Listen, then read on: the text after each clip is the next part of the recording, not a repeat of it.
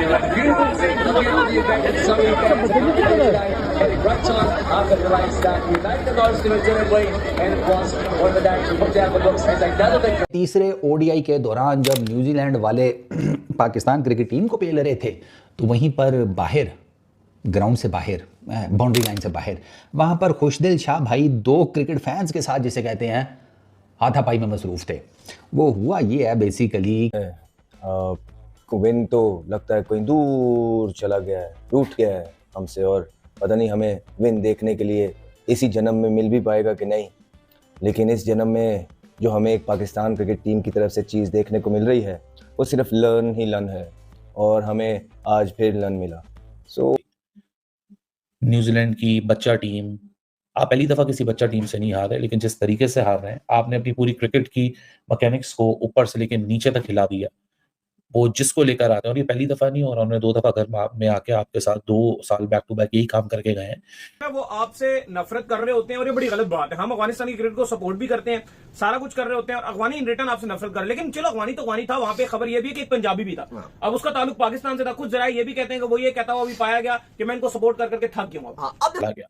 बाबर खुशदिल आए, बाबर और खुशदिल को भी जुमले पड़े, और वो जुमले क्या थे जहां से एक्चुअली फाइट स्टार्ट हुई है वो भी मैं आप लोगों को बता दूंगा, जिसपे खुशदिल शाह पीछे पलटा है और खुशदिल शाह ने उस फैन को बातें सुनाई है कि ये बातें मत करो। तो वो ये था कि आपको सबको पता है कि रिजवान ने खुद इटसेल्फ सोशल मीडिया से तो हर ही कोई वाकिफ है, वो एक लर्न की टर्म बड़ी मशहूर और एसोसिएट हो गई है पाकिस्तान के साथ, स्पेशली चैंपियंस ट्रॉफी से आप हार ही रहे हो, सो हर मैच के बाद हम भी इस्तेमाल करते हैं हाजी आज लर्न मिल गया।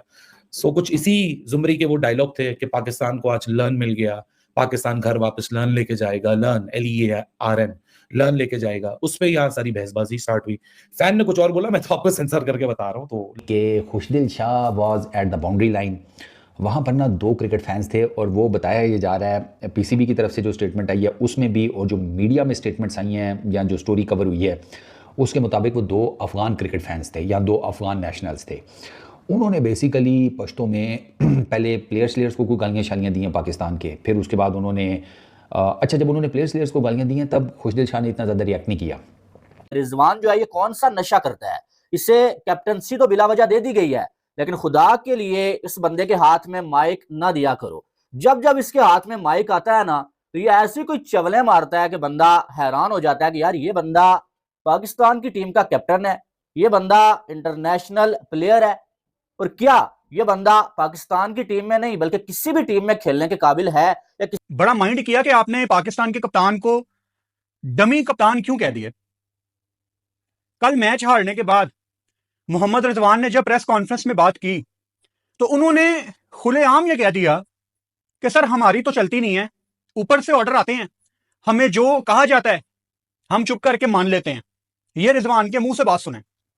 मेरा जॉब है, जैसे इसमें भी बहुत सी चीजें मेरे हाथ में नहीं है, हमें ना पता है ना में हमारे से मशवरा है, बस उनकी डिसीजन है, उनकी बात है, उन्होंने की है, जो फैसला था उन्होंने किया, हमने एक्सेप्ट किया हमेशा ऐसे। दूसरा, अब देखो जब खबर होती है ना तो फिर खबर को दोनों तरफ से देखा जाता है। एक तरफ तो ये बात हो रही है कि अफगानी फैन ने ये किया, अफगानी फैन ने वो किया, लेकिन सबसे पहले आप ये समझो कि अफगानी फैन नाम क्या नहीं पता, पाकिस्तान की तरफ से किसने लड़ाई की, खुशदिल शाह पाकिस्तान के क्रिकेटर, मशहूर क्रिकेटर, दुनिया भर के अखबारों में Pakistan, India, New Zealand, Australia, England, UAE, हर तरह के अखबारों में पाकिस्तान के खुशदिल शाह की तस्वीर जो छपी हुई है, जिसमें उनकी शर्ट ऊपर हुई है, हालत ऊपर हुई है, पेट ऐसे निकला है, उसको पकड़ रहे हैं पीछे से सिक्योरिटी बड़े जो विजुअल्स हैं वो मतलब ये ऐसा है कि मैच इंटरनेशनली है या खैबर पख्तूनख्वा में ये मैच हो रहा है। मतलब आप समझने के लिए कि पाकिस्तान क्रिकेट टीम का आजकल हाल जो है वो क्यों ऐसा है, तो उसके लिए बस आप मोहम्मद रिजवान जो हमारे मतलब वनडे इंटरनेशनल कप्तान है, वो उन्होंने जो आज मैच के बाद PCB के लोगों से जो बात की, मतलब वो जो एक नया सिलसिला स्टार्ट हुआ है PCB का, कि PCB के अपने लोग ही जो है सवाल कर रहे होते हैं,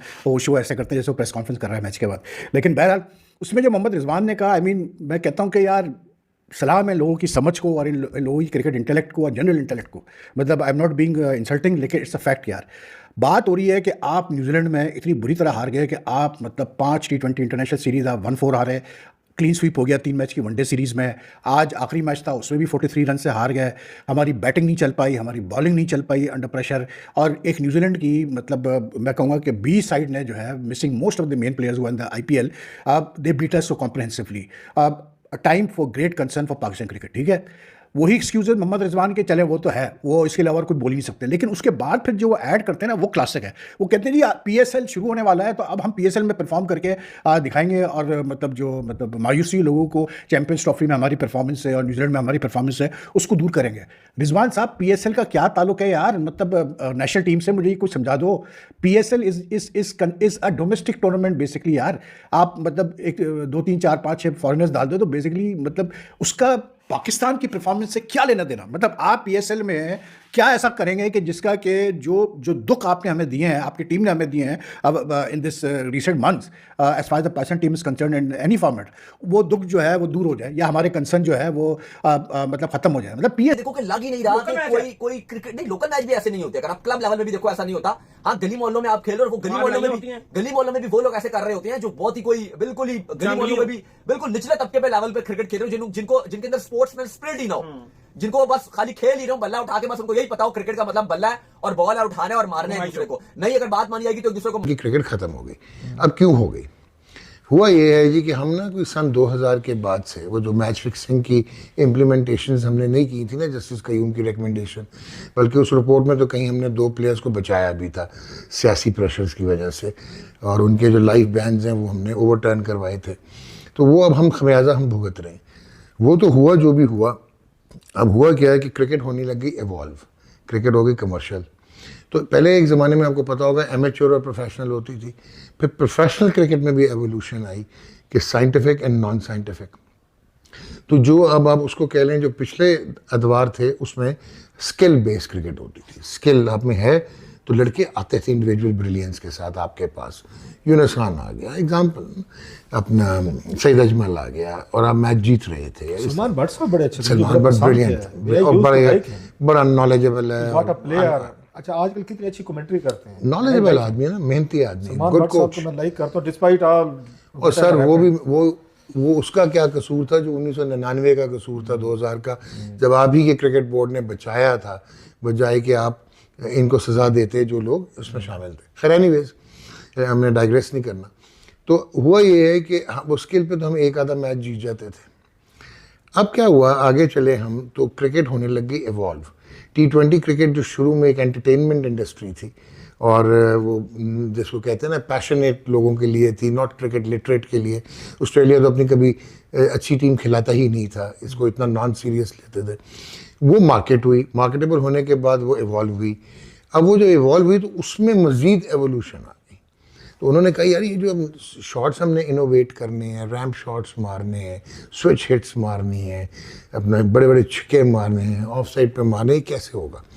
तो साइंटिफिक इंटीग्रेशन हो गई, साइंटिफिक टूल्स आ गए। सो अब क्या है कि जो बाहर के ममालिक और ये जो डेवलप टीम्स हैं, आप अंदाज़ा लगाएं कि सिर्फ इंडिया के बेंगलुरु में जो हाई परफॉर्मेंस सेंटर है वो एक तो 40 एकड़ पे है। अच्छा, उसमें 3 स्टेडियम्स हैं, A, B और C। उसमें फ्लड लाइट्स का बंदोबस्त के अलावा नाइट ब्रॉडकास्ट का भी बंदोबस्त है। 86 पिचें हैं, मुंबई की रेड सॉइल, ब्लैक सॉइल, उसके बाद वो उड़ीसा की कोई सॉइल है वो है, उसके बाद वहाँ पे बायोमैकेनिक्स की लैब है, state of the art scientific centre है, कंप्लीटली इक्विप्ड मेडिकल पैनल है। मेडिकल पैनल डिप्लोमा होल्डर ने जो PCB रखता है और इनको प्रायोरिटी भी नहीं पता।